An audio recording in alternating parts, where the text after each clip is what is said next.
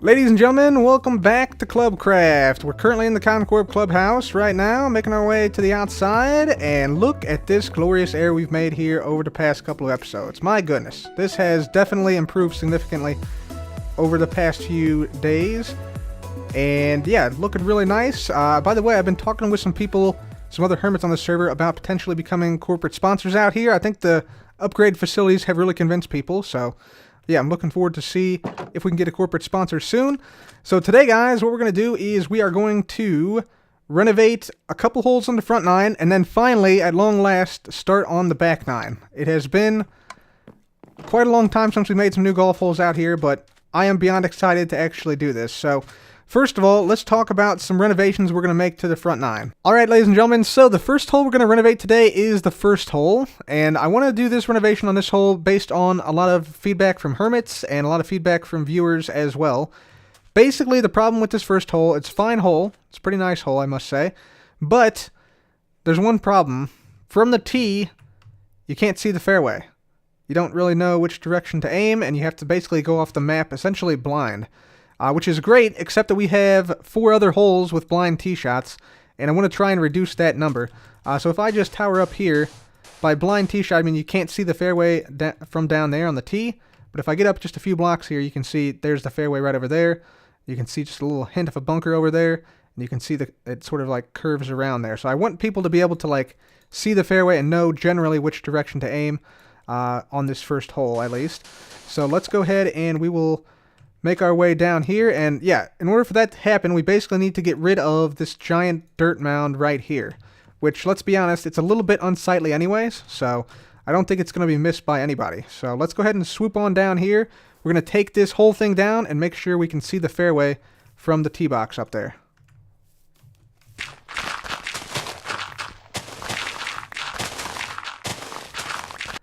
We're just about halfway done now, guys, and already looking so much better. Wow. Yeah, you can definitely see, like, this is clearly the path to follow now. You can see the lime terracotta in there. You can see the trees lining the fairway. Yeah, definitely going to be a huge improvement. So let's finish taking this thing down. I got most of the dirt done now, taken down, and we've also stored it in some shulker boxes here, as you can see. So there's like a whole shulker box of grass and dirt in here, so that's going to be somewhat useful to have if we need a bunch of grass and or dirt. And then we have another one that's partially full right here. And it seems like this is now turned mostly to stone, so free stone as well. Fantastic. Let's just go ahead and take this down, and we'll probably cover it over with grass here, I'm imagining. And then we also probably need to bone meal it, rather, to get some grass and maybe a couple flowers and things here. So yeah, I'll go ahead and get this done, and I'll be right back. Well, I think this tee box looks about 1,000 times better. Holy smokes. I did not expect it to be... I knew it was going to be better, but I didn't know it was going to be this much better. Like, look at this. This looks... Man, this looks majestic now. Look at this. You can zoom in here. See the fairway here going up a little bit and then sort of curving around. And you can just see the little semblance of a bunker over there. And man, this looks so much better than it did with the big mound here. And you can see we've sort of terraformed this whole area to make it look like there was no mound in the first place. And so, yeah, we put down some grass and some flowers here and terraformed the whole region. So, yeah, it looks pretty nice. We also added a few more trees on the sides here just to give it a little bit more of a wooded feel as you look out into the fairway. But, man, way, way better. We also extended the fairway, so it used to cut off about right here or so. And we extended it about 15 or 20 blocks back toward the tee box just to give a little bit more of a sense of directionality as you look at it, and like where the fairway is and which direction you can throw. So, man, so much better. So much better. So happy we did this. So that is the first change here. Now let's go to the next hole, one of the next holes, and we'll see what the next change is going to be. Ladies and gentlemen, welcome to the second hole of the golf course. We won't be changing every hole, by the way, but these first 3 holes, actually, we are going to change a little bit. So the second hole is a very short hole, the shortest hole in the course. It's 71 blocks long. And I noticed during some of the other Hermit's playthroughs and through my own playthroughs, this hole is a little bit too easy, it seems. So what we're going to do here is we're going to basically change that up a little bit. We're going to make it a little bit more difficult and a little bit more challenging because it's so short. So what we're going to do, we're going to increase the size of the green, which is this concrete powder material you see here. So we're going to increase this so that it sort of comes out here, comes around here, the back, and then connects up like this on the side. And we're also going to move the hole itself. So this thing is going to move from here back to probably around right here or so. So it'll go from like 71 blocks to like, 83, 80, 45 blocks, somewhere in that range up here. We'll also add a bunker in the back. So if people overshoot, they have a pretty significant penalty.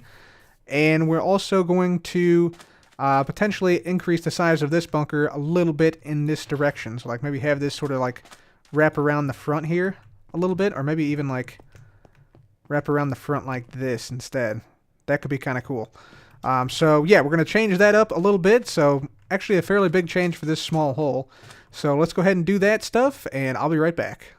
Alright, ladies and gentlemen, so we went ahead and switched up the second hole green a little bit, just to make it a little bit more challenging and a little bit more interesting. So we went ahead and expanded this bunker here, so this now extends all the way over into a large portion of this fairway right here.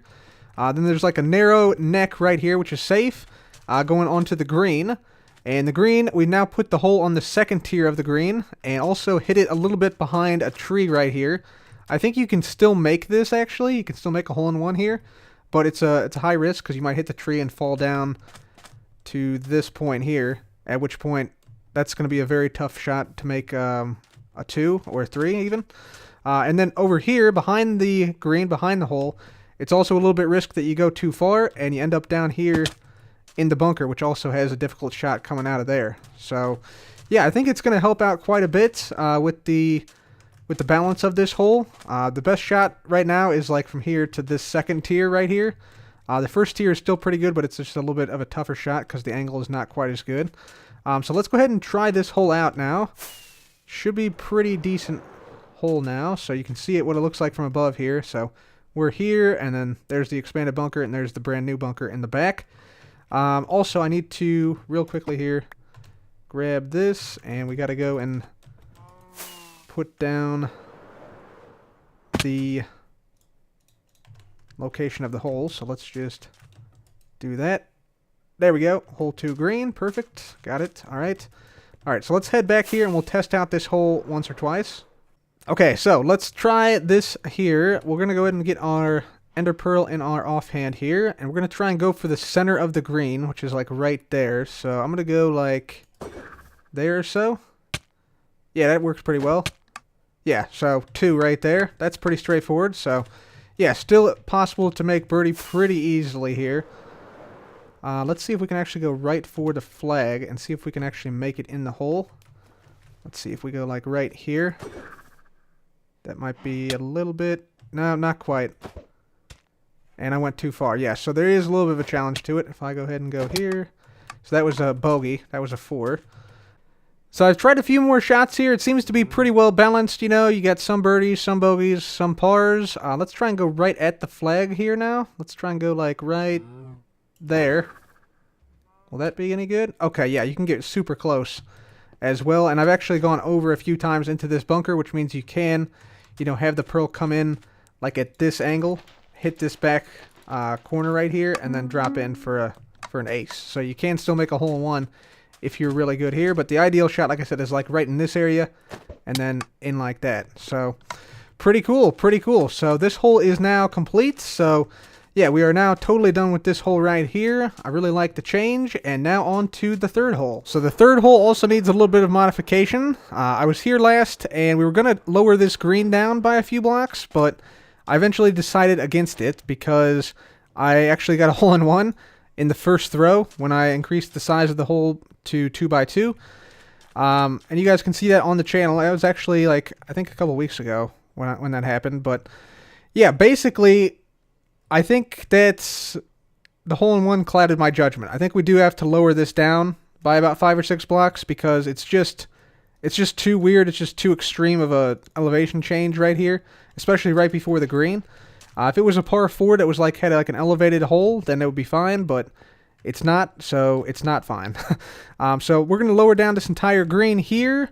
I may add like a little bit of a bunker on this side here, just because there's nothing else besides, the cliff on the back here to defend this hole, basically. So yeah, I think that should be good, and also, this also won't serve as a backstop to people who are trying to get an easy par on this hole. So yeah, we're going to lower this down so that there's no easy backstop and or unfair elevation change if you hit a shot like against this block here, for instance. So we're lowering this down. We're going to keep the flag in the exact same position though, so it should be pretty much the same distance and everything like that. Like you should approach the hole the same way, but it's just going to be a little bit more fair. So there we have it, ladies and gentlemen. Third hole is now done. Let's go ahead and make our way over there to see what we did. And so basically what we did is we lowered this whole thing down by about 6 blocks. And yeah, we sort of shaped the green a little bit. Yeah, there you go. If you land in there, makes the sound. And so there's no giant cliff right in front here anymore. And I think that's actually going to make it a lot harder. This hole will actually be a lot harder because of it. Because now it's easier to go over. So you're going to see players probably aim a little bit shorter, as to not end up, you know, on that mountain over there or at the bottom down here. So, yeah, that is that hole now done. The fourth hole is the next hole, of course, and I feel like this hole is good. This hole is a solid hole. This hole, I actually want there to be a blind tee shot here because it's a very long hole and there's sort of two ways to go. So this hole is actually not going to be renovated at all. We're going to keep it as it is, so we can just fly right on over this and look at what it looks like from above. There's a little water source there from a drive I had when I was playing earlier.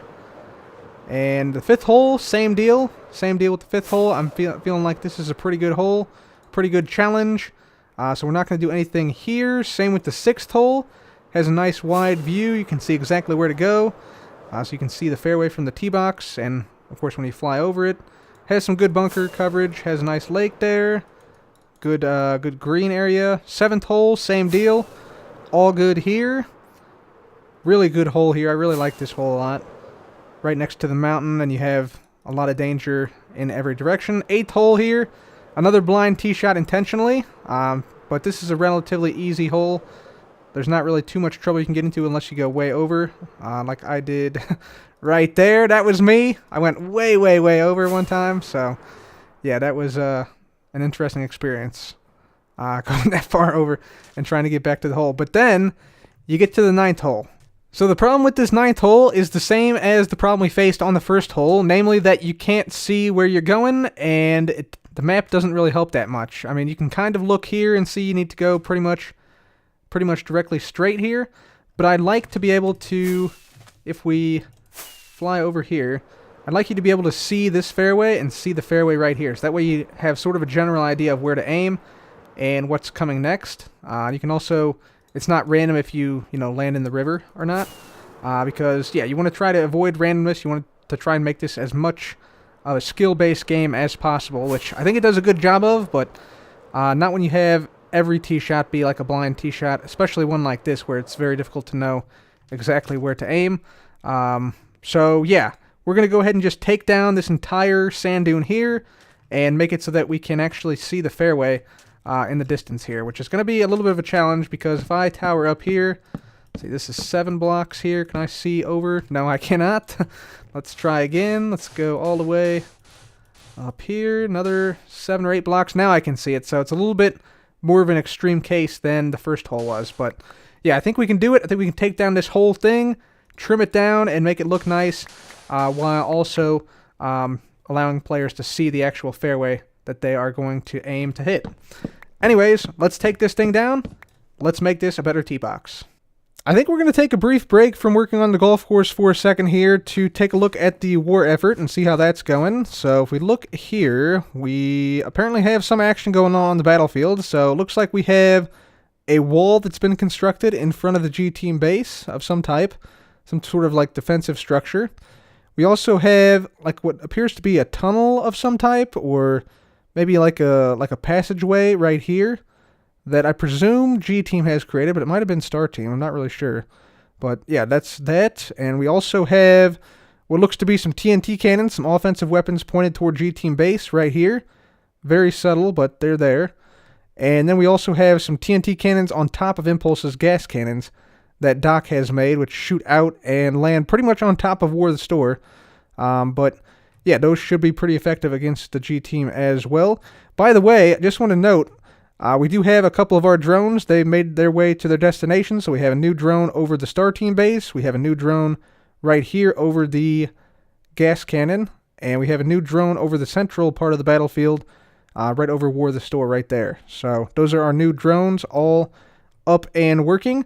And speaking of new drones, those new drones have actually captured some footage from the war. So if we go ahead and head on over here, let's look at some archive footage from the war so far. So first of all, we have the drone directly over the Star Team base. And this looks like it's captured Joe Hills. That's Joe Hills on the bottom of the screen there. And he is apparently playing a prank on Star Team. So we might be able to actually sell this footage to the Star Team, because I'm not sure they're actually aware of this prank. And you know, Joe Hills, he's a wordsmith. Those words can cut to the bone. It looks like he's putting signs down on the side of their star base. Yeah, he's definitely doing something there. So, caught Joe Hills in the act. Let's go to another piece of archive footage here. Ooh, this is actually inside G-Team base. We had a drone flying around in there. And looks like this actually caught the exact moment that G-Team and Star Team battled in G-Team base. Wow. Okay. Ooh, man. Okay, so there's a couple of deaths. Yeah, quite a few deaths, actually. Nice. That's fantastic. That is exactly what we want to see. So, server at war, things are going well as far as we here at Corp are concerned. And seeing all that war going on, seeing all those kills, I'm guessing War the Store has some profits, as well as possibly like Top Gunpowder and maybe some other shops. So we'll have to check those near the end of the episode. Anyways, for now, we're going to head back to the golf course and keep on working. Ladies and gentlemen, the 9th hole mountain removal is now complete. So you can see here, we removed this entire mountain. It was going like all the way up to like right there. And yeah, basically leveled it off and sort of made it gradually come down sort of like off this slope a little bit to a more reasonable level. And you can see all the way over to the fairway from the tee box, which is pretty far away actually. It's actually like 200 plus blocks away over there. And then you can choose to go to the left side or the right side. And we did update the maps as well. So this is what it's looking like on the map now. Not that much has changed, just that the contour lines of the sand have changed pretty dramatically since there is no longer a mountain here. But yeah, with that done, we are now ready to make one final change to the 9th hole. And that change is in regards to the second shot. So typically your first shot with this hole lands, you know, either where these water sources are here, or up there on the side of the slope if you decide to go for this side of the fairway. Then you're making another blind shot, over this hill in this direction. And so that's part of the reason why I got rid of the mountain back there. And you can see all the way to the tee box over there. So that's partially why I got rid of the mountain there. But because you're shooting a blind shot here, I want to also remove this mountain right here. This thing. The reason for this is because it's sort of unfair. It's almost like a double blind shot, because you have to not only, you know, blindly fire over this whole mound right here, no matter where you land on the first shot, but you also need to avoid this one here, which you can't see at all from the position of your first shot, like no matter where you are. So like, let's see, even if you landed like right here, you still can't see it. Like even on this peninsula, in fact, you still can't see it. So it's kind of unfair in that regard. And we saw that when False got stuck behind here, right here. This is where actually the exact spot where False was right there. That's her water source when she was playing the playoff with Asuma. So I don't really want that to be a thing. So I'm going to try to basically reduce the height of this greatly, if not just get rid of it entirely here. So what that means is we got to climb all the way to the top here, take this whole thing down, and then just basically remove the mountain underneath of this. So I'll go ahead and get this done, and I'll be right back. There we go, ladies and gentlemen. The giant mountain that was here right in the center of the fairway is now taken down, so no longer should anybody get stuck behind a giant mountain directly in the middle of the fairway. So yeah, even if you're like right here, you still have a clear shot over to the hole, so you can line it up by jumping up and like seeing where to aim, and then just take your normal shot. So that should make it a little bit more fair for this hole, at least. And with that, guys, I think with that, we are now done with the front nine. I don't think I'm going to make any more changes over here to this area or to the green area. I'm pretty happy with how this area is at the moment. So that is that. I also went ahead and updated the map, so the map now reflects that. And now we're actually ready to start talking about the back nine. Finally, we can talk about holes 10 to 18, aka the back nine, aka the second half of the golf course. Because this is only, what you just saw previously, was just the first half. Just the first half. So, the back nine. What's it going to be like? How's it going to be different from the front nine? Well, the front nine, we have a bunch of green grass. We have a bunch of trees everywhere, making a bunch of obstacles. None of that's going to be on the back nine. Well, and at least not in the same amount as we have on the front nine. So the back nine is actually going to go through a mesa biome and a frozen ocean biome. And I've actually redone the course since I showed you guys the image of the course itself. Like the whole course, and I've actually planned out all the holes already, but I have to still like go in and add, where the fairway is going to go, where the bunkers are going to go, everything like that. So let's talk about the first hole here, hole number 10. This is the tee box for hole number 10, by the way, already completed, except for the infographic with the map and the yardage and everything. So if we fly down here, so the way this is going to work, you're going to launch off the tee box. Going to throw the pearl right through here. Pearl's going to fly all the way up here. We'll probably have the fairway start about here. Fairway's going to come over here, so we have to fill in this whole region here, this whole area here with fairway. We're going to have to lower a lot of these elevated plateau areas here, and essentially the landing area is going to be roughly here or so. So it's a pretty far distance to throw it, but we do start slightly elevated. On the tee box, which helps a little bit. Then we're going to knock out all of this whole section you see right here. That's all going to be gone. And we're going to have the fairway come right through here, pretty much where you see all this red sand. And then eventually we'll have our green be right in this section right here. So this hole number 10 is going to be a par 4. It's going to be 415 blocks long, which is one of the longer par 4s that players have faced so far up to this point on the course. But that's sort of the general trend. Like, the holes are going to be a lot longer. There's not going to be a whole lot of trees we're going to add. Might add, maybe a cactus or two on the side. But a lot of this is just going to be fairway here. And if you remember, the red sand is actually hazard, so we have to remember that. And also the terracotta is actually what is going to be the grass for most of this back nine. So if you land on terracotta, you use only the iron and the wedge, whereas if you land on red sand, you use only the wedge. And I might actually, instead of keeping this all red sand for like the bunkers and stuff, I might just import some fancy sand, some regular sand from elsewhere, since we have a lot of it since we cleared out that mountain on hole number 9 today. But the exact spot of the flag, let's see if we can find this here. It's going to be, let's see, minus 593, minus 190, right here is the exact spot that our flag will sit on. So yeah.